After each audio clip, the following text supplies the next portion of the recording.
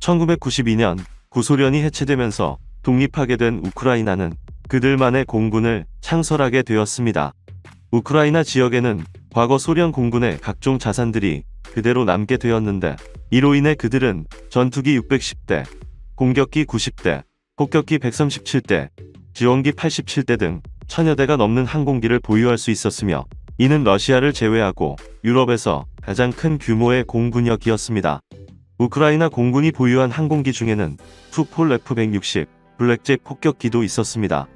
1987년 실전 배치되기 시작한 이 폭격기는 최대 45톤의 폭탄을 탑재하고 초음 속으로 비행할 수 있는 능력을 갖고 있으며, 핵순항 미사일을 발사할 수 있어 서방 세계에 큰 위협이 되는 전략 무기였습니다. 당시 러시아는 몇 대의 시제기와 미완성된 소수의 기체만을 보유하고 있었지만, 우크라이나에는 실전 배치된 19대의 블랙잭이 존재하고 있었던 것입니다.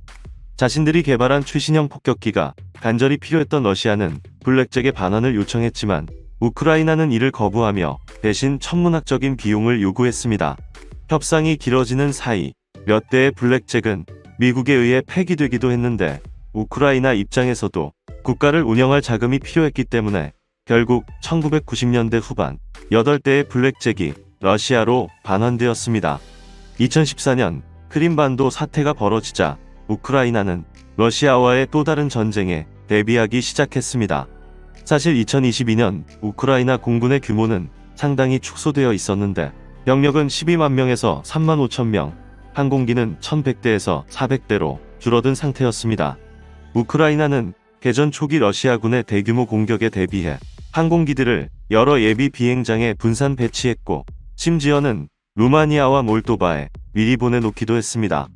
이렇게 준비를 마친 우크라이나는 전쟁 초반 공군력의 괴멸을 피할 수 있었으며, 여기에 서방 세계의 지원이 더해지면서 러시아군에게 상당한 피해를 입힐 수 있었습니다. 그중 AGM-88 대레이더 미사일과 스톰 섀도우 공대지 미사일이 큰 역할을 했습니다. AGM-88은 레이더 전파를 탐지해 그곳으로 유도되어 레이더를 파괴하는 것으로 적의 방공망을 무력화시키는 데 사용되는 대표적인 미사일입니다. 미국은 이 미사일을 미그-29 전투기에서 운용할 수 있도록 통합시켜 주었으며, 그러한 이유로 상당수의 러시아군 레이더가 무력화된 것으로 나타났습니다. 영국에서 지원한 장거리 공대지 미사일 스톰 섀도우는 250km의 사거리를 가지고 있으며, 우크라이나군의 수호-24에 장착되어 러시아군의 전투함과 크림대교 등 중요 목표물을 타격했습니다. 이에 비해 러시아 공군의 활약은 그리 좋지 못했습니다. 전쟁 초반 우크라이나의 방공망을 완전히 제압하지 못했던 관계로 상당수의 러시아군 전투기들이 지대공 미사일에 격추되었으며, 이를 피해 적어도 침투를 시도하여도 보병의 휴대용 대공 미사일에 피해를 입었습니다.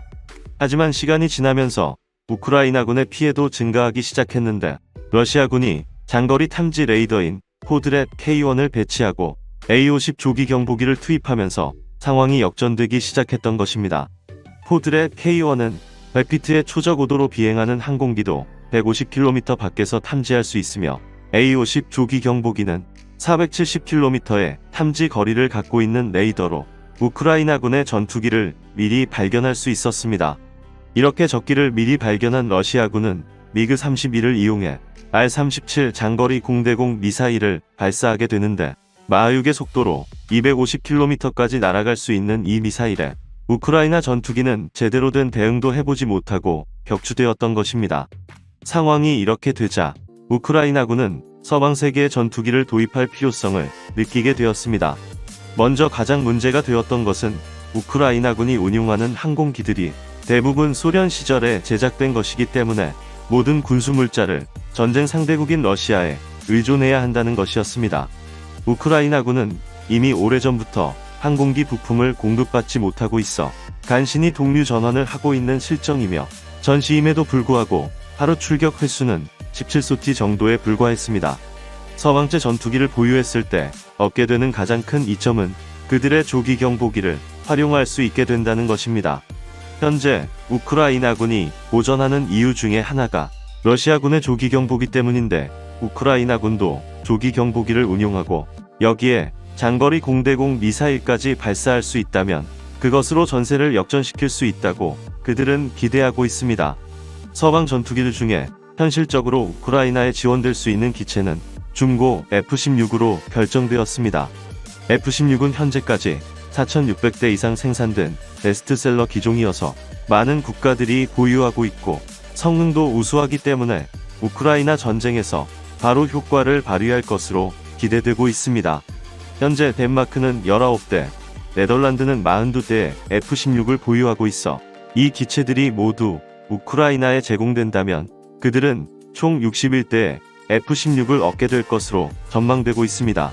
덴마크와 네덜란드의 F-16은 1980년대 생산된 초창기 AB형이지만 2000년대에 대대적인 개량이 이루어져 현재는 AIM-120 암람 중거리 미사일을 포함해 다양한 미사일과 폭탄을 운용할 수 있는 것으로 알려져 있습니다. 이렇게 F-16은 바로 우크라이나에 투입될 준비가 되어 있지만 문제가 되는 것은 우크라이나 조종사들이 F-16에 대한 훈련을 따로 받아야 한다는 것입니다. 덴마크와 네덜란드는 조종사들을 훈련시키는데 최소 6개월의 시간이 필요하지만 이들의 영어 실력이 충분하지 않아 훈련 기간이 더 늘어날 수 있다고 언급했습니다. F-16이 실제로 투입되었을 때 과연 전장의 패러다임을 바꿀 수 있을 것인가에 대한 의문이 있습니다. 구형 기계식 레이더를 장착해 4세대 전투기에 불과한 F-16이 해사 레이더를 장착한 4.5세대 전투기인 수호이 30을 상대할 수 있느냐란 것입니다. 2019년 카슈미르에서 벌어진 인도와 파키스탄의 공중전에서 파키스탄의 F-16은 인도의 수호이 30을 향해 암람 미사일을 발사했습니다. 파키스탄은 수호이 30을 격추했다고 주장하고 인도는 암람을 회피했다고 주장했는데 분명한 것은 F-16이 수호이 30을 향해 암람 미사일을 먼저 발사했다는 것입니다. 파키스탄이 이러한 성과를 올릴 수 있었던 데에는 그들이 보유한 조기 경보기와 전자전기의 역할이 매우 컸는데 이러한 지원기들의 도움이 있다면 F-16도 충분히 수호이 30을 상대할 수 있다는 것이 증명되었다고 할 수 있겠습니다. 또한 F-16에 장착할 수 있는 대레이더 미사일, 스톰 섀도우, 각종 레이더 유도 폭탄 등을 이용해 제공권뿐만 아니라 지상작전의 양상도 변화시킬 수 있을 것이라는 의견도 있습니다. 하지만 F-16을 실제로 운용하는 미 공군의 조종사들은 F-16으로 전쟁의 패러다임을 바꿀 수 없을 것이라고 주장했습니다. 그들은 이렇게 말했습니다. F-16은 목표에 가까이 접근하기도 전에 그들의 레이더에 포착될 것이다. 이 같은 상황에서 러시아의 방공부대와 본인이 조종하는 F-16 사이에 언덕이 있기를 바라는 것 말고는 할 수 있는 것이 없다. F-16이 러시아군의 순항미사일을 격수시킬 수 있을 거란 기대는 비현실적이다. F-16 조종사가 순항미사일을 탐지한 이후에는 이미 미사일과 전투기 사이의 거리가 너무 가까워 실제 요격이 쉽지 않을 것이다. 이제 얼마 후면 우크라이나 조종사들이 F-16에 대한 훈련을 마칠 예정입니다. 과연 이들이 F-16을 이용해 전쟁의 향방을 바꿀 수 있을지 기대해 보겠습니다. 이상으로 마치겠습니다.